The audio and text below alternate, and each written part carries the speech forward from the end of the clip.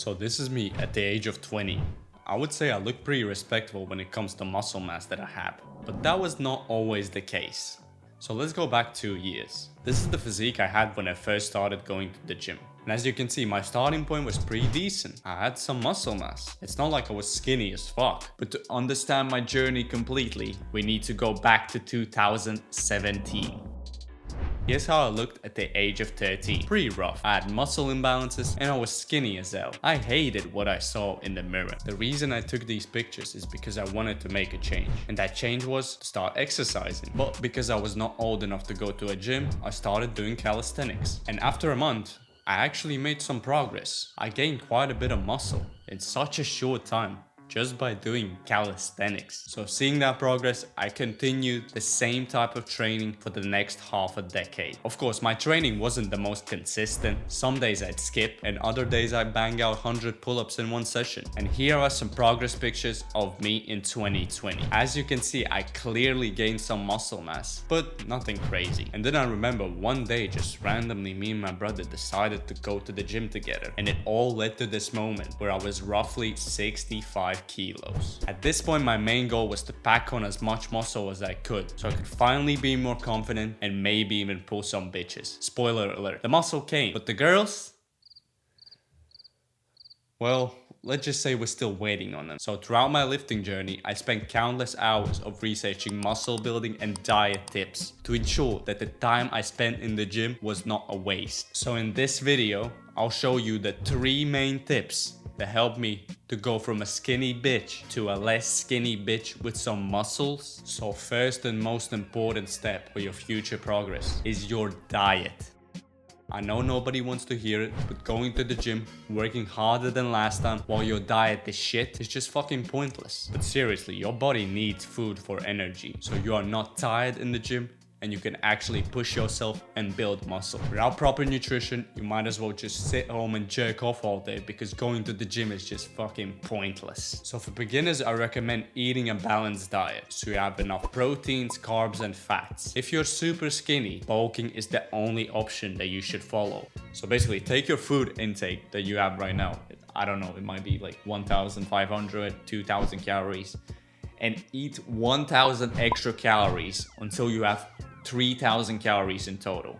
Of course, everybody has different metabolisms, so just my main tip is to add 1,000 calories more. Also, I'm not talking about dirty bulking, because dirty bulking in general is just a bad idea. Yeah, I know. Calories in, calories out. But let me explain why stuffing your face with junk food all the time is not the best idea. Sure, you might gain the same amount of weight as someone who's eating the same calories with whole foods. But the thing is, how are you gonna feel afterwards? You're probably gonna feel bloated as fuck. You'll have constant energy crashes because of the sugar. Your skin, nails, and hair are gonna look like shit. And in general, you're gonna feel like shit 24/7. So what's the fucking point if you can do the same thing with whole foods? But to make your life easier, you should follow the 90-10 rule. So 90% of your diet consists of nutritious whole foods like rice, eggs, pasta, meats, stuff like that. And the other 10%, you can have whatever you want. So it'd be chocolates, cakes, chips, whatever you desire. That means if your bulking calories are 3,000,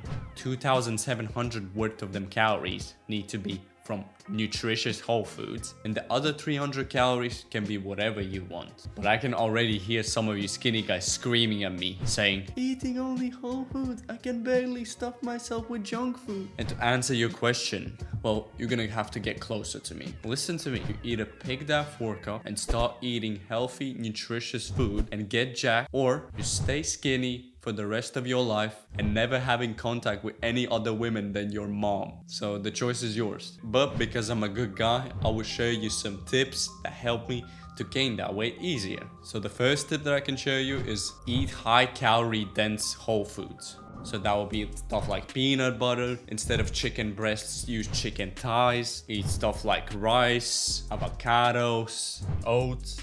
Bananas are a good option. Stuff like that. Also, one thing that I remember right now is I used to eat this big bowl of pesto pasta straight after my workout. I used to mix 400 grams of cooked pasta with 200 grams of pesto. And in total, it would add up to like 1,500 calories, which was so much fucking food. But the thing is, half of the bowl I would get down pretty easily. The other half, oh, that was a fucking problem. Because no matter what I tried, I just couldn't swallow. So instead of swallowing, I would have this big glass of water next to me and I would just chug that pasta down my throat. And it worked. I used to finish all the pasta that way. Of course, I'm not saying for you to do the same, but for me it worked and it helped me to gain that weight. So the second thing that I did is I implemented liquid calories in my diet. It's important that you implement liquid calories after your large meals because they are just easier to get down. So after my dinner, I would make this crazy shake that was around 1000 calories that would consisted of half a liter of milk, 2 scoops of protein powder, 2 bananas, and 2 tablespoons of peanut butter. The funny thing is I had to force feed that shake as well because as a hard gainer, your stomach just feels twice as small than it actually is. Because even though I feel full, I still fucking got that shake in myself. So it's just our brain playing games. And doing that consistently day in, day out, eating that pasta, drinking them shakes in the evening. I went from 65 kilos up to 80 kilos in just 6 months. I gained a lot of weight. Some of it was muscle, but most of it was fat. You can't escape it. With the rapid weight gain, you will have fat. It's impossible to not gain fat that way. But as a beginner, you need to do this to gain muscle because bulking is the foundation for your future progress. And if you're fat, well, my friend, it's even easier for you because you have been bulking for your whole life. All them pizzas that you've been eating are gonna finally come in handy. But don't get too happy because you will have to follow the same type of diet like the skinny guys. So cut out all the processed foods and sugars and start eating healthy once in your lifetime. Because the sole reason why you're fat is that you love to overeat high calorie foods. Let's not lie to anyone. So prioritize whole foods instead. Once you make that change from highly processed foods and sugars to a healthy diet rich with nutrients, you will see your fat melt away faster than the butter on your pancakes. Okay, I need to stop with these fat jokes, man. And let's be real, it's a lot easier for a chubby guy to eat less and healthy than for a skinny guy to eat more and healthy. Why?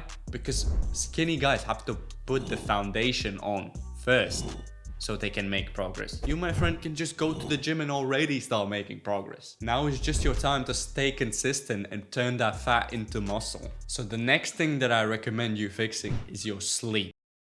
Picture this, you've been consistently going to the gym, working harder than last time, eating good food, hitting your protein intake, but you're not sleeping enough. And guess what? All your hard work just goes down the drain. Why, you might ask? Because in sleep, it's where the magic happens. That's when your body releases this awesome stuff called HGH, or human growth hormone. You might have heard this term from steroid users in the fitness industry, that they're using synthetic HGH. But what does HGH actually do, you might ask? Well, in simple terms, it helps kids to grow taller, it helps to maintain healthy organs like liver, it boosts your fat loss so you're gonna be leaner, and most importantly, it helps with muscle recovery and growth. And you might be asking me, why am I mentioning sleep? Like, isn't it obvious that you need sleep for recovery and muscle growth?